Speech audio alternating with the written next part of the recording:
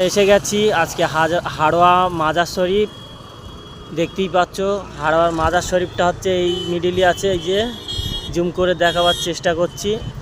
এইটা হচ্ছে মাজার শরীফ, ওই যে তারপরে এটা হচ্ছে খাল, বড় খাল।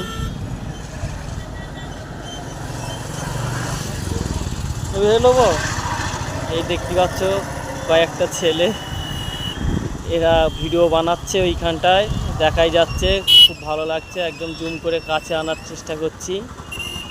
আর এটা হচ্ছে খাল, খালটা দেখতেই পাচ্ছ, খুব বড় খাল।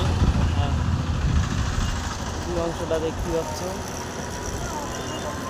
অনেক বড় খাল আছে, দেখতেই পাচ্ছ গাইস।